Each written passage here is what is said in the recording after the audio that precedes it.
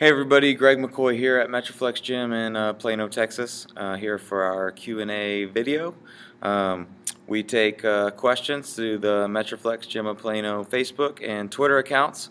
So if you've got a question, no matter how big or small and relating to any division or aspect of hard training or fitness, feel free to send it to us and we'll make sure and get it answered for you. So. We'll go ahead and get started on today's questions. I've got 3 questions that all come from the bikini division. So we will lump the bikini questions here together so it kind of keeps it interesting for those that want to hear about it. And we'll get started. So, let's see here. Question number 1, what does the competition day look like? It's fun in its own way. To me, it's more fun in hindsight than it is while you're going through it, because it's not an easy day by any means. So, a competition day generally starts with little to no sleep the night before, for lots of reasons. You're usually coated in a thick tanning product that makes you feel sticky, and it's not exactly comfortable to sleep in. Not to mention you usually try to sleep like this so that you don't end up with handprints on anything. So it's, 1, hard to sleep. 2, if you're like me, you're extremely anxious for the next day, and it's kind of hard to get your mind to calm down. And depending on, if you're lucky, you got a good carb up, so that may help you sleep a little bit. But sometimes you're just so thirsty and hungry, it makes sleeping difficult. So you start off tired. Especially for you girls in the bikini division, the day starts early. You generally stumble into tanning or hair and makeup, whichever one comes first, and it's usually in the what I would consider night as opposed to morning. So the 4 a.m. to 6 a.m. range, you go get your tan touched up or go start your hair and makeup process. Of course, you've got a coach that's going to be bothering you to either 1, see what you look like, or B, send them photos, so you're waking up your friend or your spouse or significant other to take photos of you and send them over to coach so you can get the directions for the day. You're going to be eating on a schedule all morning, so generally you're going to need to know what time your prejudging starts.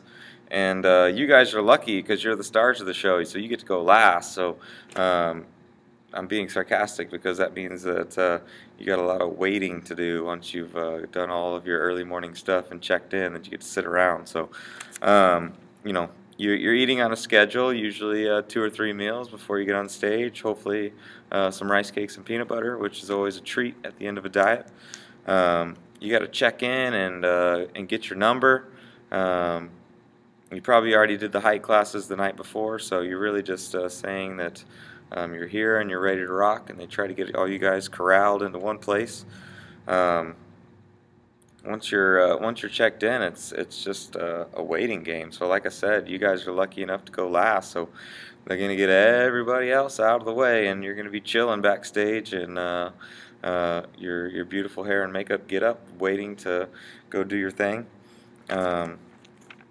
Once it's finally time for you to go out there, you generally will go out by yourself first and do your model turns and show the judges what you've got. And you've got, you've dieted and trained for X amount of weeks, months, years, and you got around 10 seconds to make a good impression. So make the most of it.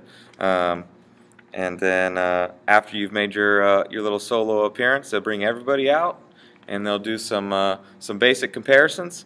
Hopefully you stand out again.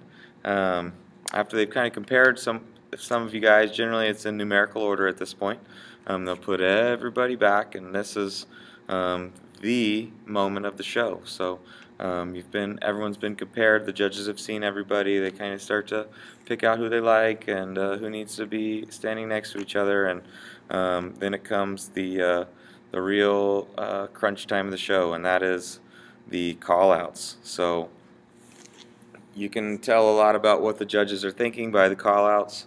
For the most part, first call-out is where you want to be. That generally is your top between 3 and 6 people, and they get compared. So they'll call out generally their favorites and maybe move them around a little bit, depending on who you talk to and the judge and how it's working. You know, the middle can sometimes be the winner, the outskirts being the 4th, 5th position, but that's not always true. So while callouts are a sign, they're not the end-all be-all. So you know, if you started in the middle and went to the outside, you know, don't go eat your chocolate pie yet. You may want to still look good for the finals. So that's the call-outs, and after that, you go home. Hopefully you get to eat a little meal and try to rest. There's generally a good amount of time between the prejudging and the night show. Rest, and then you come back and you do a lot more waiting, and then you go out and hopefully you get a trophy, and then generally you're going to eat until you get sick. So I don't recommend that. Stop a little bit right before you get sick, and you know that probably ends us at about a 24-hour period. So I hope that answers that question. Let's see here. This is a question about cardio. Let's just talk about cardio. Like this, you know, as if you watch any of my Q&A videos, a lot of them are long-winded because they're all dependent upon something. What kind of cardio you're doing depends on your physique. As a rule, general rule, I don't have girls do intense cardio. Even I don't really like girls running. I tend to be, you know, just because of my bodybuilding background, probably. And I should say this. I say it in most of my videos. We're all bodybuilding essentially. You're trying to put muscle in the right places and get body fat levels to a certain percentage, and build your physique into the way you want it to look for the bikini division. So there is no magic bikini specific fat loss plan. The way my fat cells get reduced is the same that your fat cells get reduced. So for the most part, I like low intensity cardio done at a glycogen depleted state. So that means in the morning or post-workout, sometimes at night. And I like to keep your heart rate around 60 to 70% of your max heart rate. So you know, you can actually use body fat for fuel as opposed to a more intense session. You wouldn't want to do it fasted because you know, if you're glycogen depleted, then you can burn muscle, and you worked hard for that muscle, so why burn it up? So you know, there's more than one ways to skin a cat, but my preference is low intensity, longer duration cardio. You know, for the girls that need to bring their legs down, you know, higher intensity jogging or bleachers or long distance running or even some wind sprints and things like that are used, but I don't use that too often. For the most part, it's your pretty much tried and true low intensity glycogen depleted cardio. So yeah, that should get that one. The third question here, and this will be the last one that I answer in this video. I hear a lot of talk about body fat percentage from other competitors as if that is the true measurement of achievement. Do you test body fat? If so, why or why not? And if not, what method of judgment or measurement do you prefer to utilize? I personally don't take any of my competitive clients' body fats ever. I know some trainers do, some don't, so I'll just speak from my own experience, and the number doesn't matter. They're not going to test your body fat on stage, and if you've got, as a bikini competitor, 11% body fat and the girl next to you's got 10.5, you may still beat her. The body fat percentage It doesn't matter. It's all about what you look like. So I generally don't ever take body fat unless a client is just really curious about it. Um, and in that case, I will happily do it. But I don't need it for coaching a competitor to the stage. Um, so yeah, I mean, I don't think it's a super necessary tool to be used for contest prep. Let me make sure I'm hitting this question okay. Um, So yeah, my why or why not would be that they don't test it on stage. It's all about how you look. So we're gonna do your prep based on how you look. What other method of judgment and measurement do you prefer? I do like competitors to take their weight generally first thing in the morning, just as a gauge.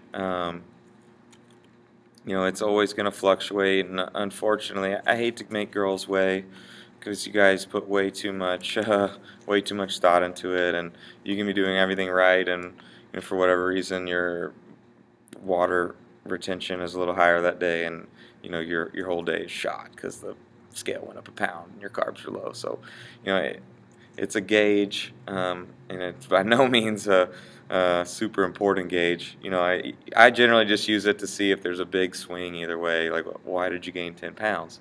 Not why did your weight go up 0.2. You can quit crying now. It's okay. So. And I use the scale, but mainly it's just the mirror photos. If you're ever judging yourself, this is a little tip for you: judge photos. Your eyes will always lie to you in a mirror, so take pictures of yourself, and you'll have a true gauge. When I say your eyes will lie to you, it's generally one of two ways. Girls will either think they're in much better shape than they are, and you know, they feel like they can have more cheat meals or skip their cardio, and the mirror's lying to them, and they actually don't need to be having cheat meals. Or it's the other way, and girls think they're fat, and they're extremely depleted and have little to no body fat left to lose. So they want to eat fish and asparagus for every meal, and they need to be eating 150 carbs a day or whatever. So those are generally the two issues. So I think that pretty much covers it. So again, Metroflex Gym of Plano Facebook page, Metroflex Gym of Plano Twitter, and we will answer your questions. Talk to you later.